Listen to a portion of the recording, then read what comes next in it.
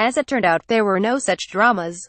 Well, the carbon fiber ducting that connects the airbox to the supercharger did come unattached repeatedly during the cornering photography, snuffing out the engine each time, which is something Sutton will have to address. But heroic mechanical failures there were none. The cs800 Mustang starts out as a relatively cuddly and benign 410 bhp GT, but by the time Sutton is done with it, the thing is transformed into a snarling and malevolent brute.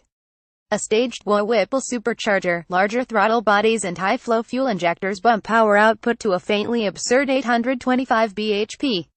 The internals remain untouched. At 13,716 pounds, the engine upgrades are not cheap, and you'll pay a further 3,117 pounds for the exhaust system and 1,920 pounds for installation and a 12-month warranty.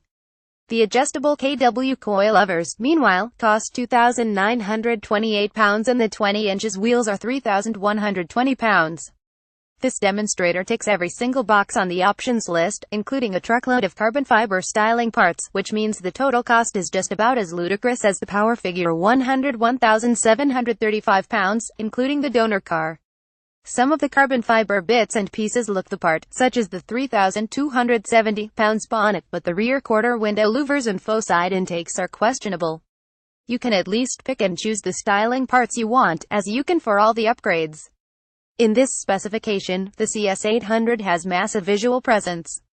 It can be hard work to drive, though, because with a short shift kit, the manual box is very tight and heavy and fourth gear seems to melt away entirely when the transmission gets hot. The soundtrack is complex and multi-layered, the rumble of the V8, the manic windrush of the induction system and the crazed rattle of the exhaust like Zeus with a chesty cough, all underscored by the wailing supercharger. Quoting such a vast power figure does present certain problems. If the car doesn't feel like the fastest thing you could possibly conceive of, it'll be a bit of a disappointment. The cs800 is brutally fast and there are occasions out on the road when it draws in the horizon so rapidly that you feel your eyes widen involuntarily, but it doesn't feel much more rapidly accelerative than the Nissan GT-R, for instance.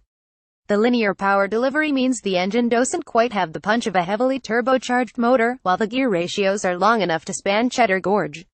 It all means the rate of acceleration builds and builds throughout the rev range, rather than taking your breath away the moment you dig into the throttle pedal.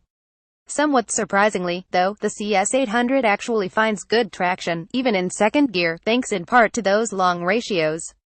They are so lengthy, however, that you rarely get the opportunity to stretch the engine all the way out one gear after another, which means you just don't tap into the full 813 bhp particularly often.